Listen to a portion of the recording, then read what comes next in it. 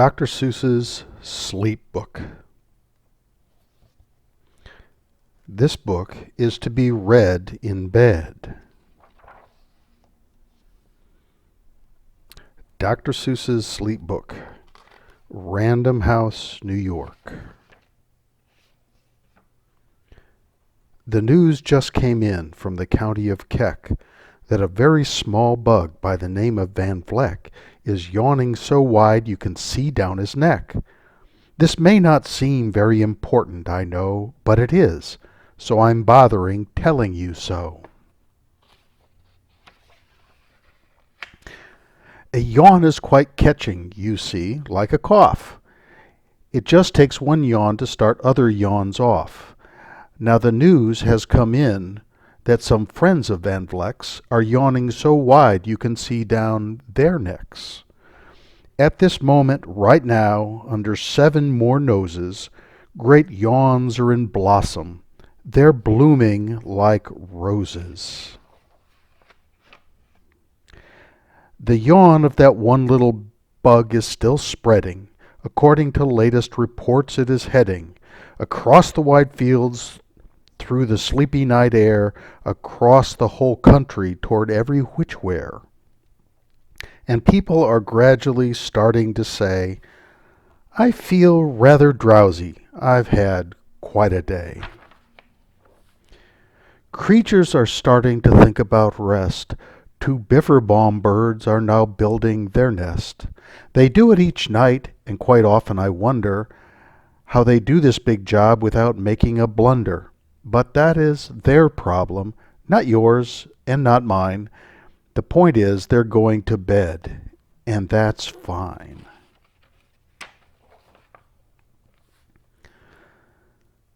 Sleep thoughts are spreading throughout the whole land. The time for night brushing of teeth is at hand.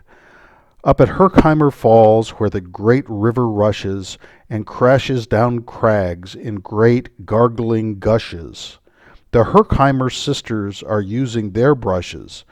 Those falls are just grand for toothbrushing beneath, if you happen to be up that way with your teeth.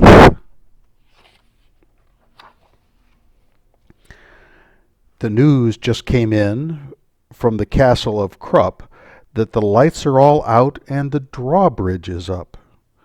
The old drawbridge drawer just said with a yawn, my drawbridge is drawn and it's going to stay drawn till the milkman delivers the milk about dawn. I'm going to bed now, so nobody better come round with a special delivery letter.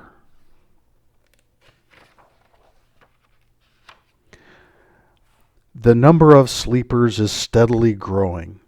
Bed is where more and more people are going.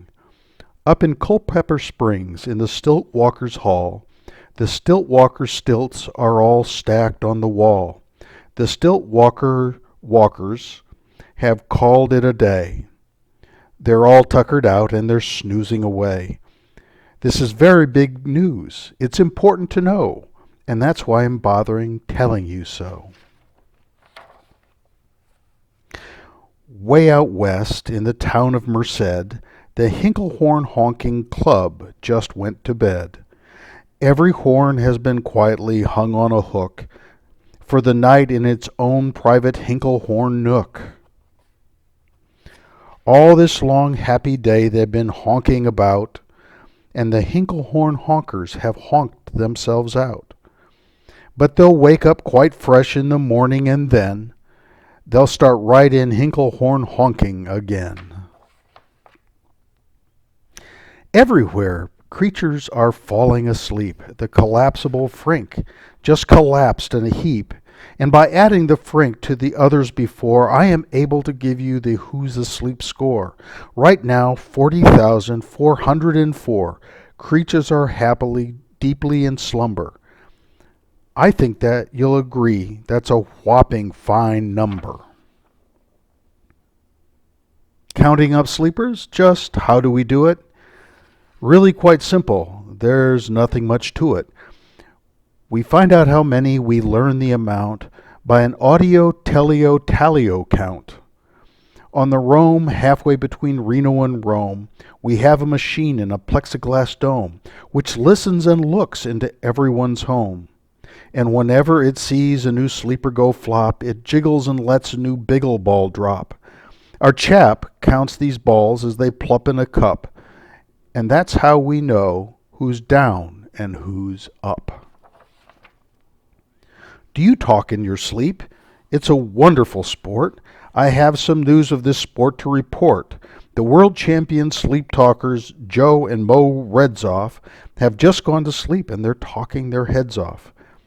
For 55 years now, each chattering brother has babbled and gabbled all night to the other. They've talked about laws, they've talked about gauze, they've talked about paws, and they've talked about flaws.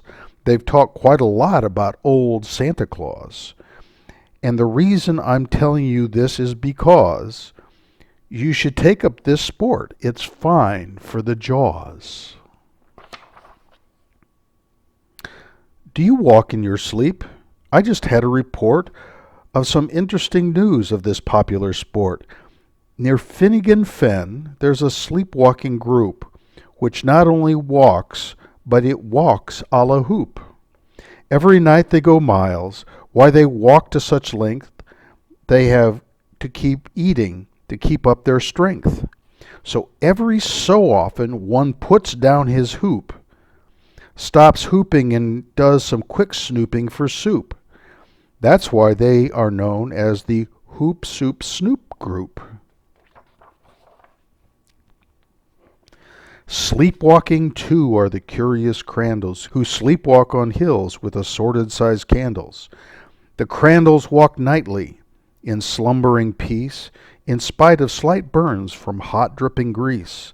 The crandles wear candles because they walk far, and if they wake up, want to see where they are. Now the news has arrived from the Valley of Vale that the Chippendale Mupp has just bitten his tail, which he does every night before shutting his eyes. Such nipping sounds silly, but really it's wise. He has no alarm clock, so this is the way he makes sure he'll wake up at the right time of day. His tail is so long he won't feel the pain till the nip makes the trip and gets up to his brain. In exactly 8 hours, the Chippendale Mupp will at last feel the bite and yell, "Ouch!" and wake up. A Mr. and Mrs. J. Carmichael Crocs have just gone to bed near the town of Fort Knox, and they, by the way, have the finest of clocks. I'm not at all sure that I quite understand just how this thing works with that one extra hand. But I do know this clock does one very slick trick. It doesn't tick-tock. How it goes is tock-tick. So with ticks in the talker and tocks in its ticker, it saves lots of time and the sleepers sleep quicker. What a fine night for sleeping. From all that I hear, it's the best night for sleeping in many a year. They're even asleep in the Swayback Motel, and people don't usually sleep there too well. The beds are like rocks, and as everyone knows, the sheets are too short. They won't cover your toes. So if people are actually sleeping in there, it's a great night for sleeping. It must be the air. It's a great night for snores. I've just had a report of some boys who were tops at this musical sport. The snortiest snorers in all our fair land are Snorter McPhail and his Snore-a-Snort Band. This band can snore Dixie or old Swanee River, so loud it would make 40 elephants shiver. The loudest of all the boys is McPhail. He snores with his head in a 3-gallon pail. So they snore in a cave 20 miles out of town. If they snored closer in, they would snore the town down. Do you know who's asleep out in Funa Laguna? 2 very nice Funa Laguna baboona. We've added them in to our Who's Asleep count, which has grown to a really amazing amount.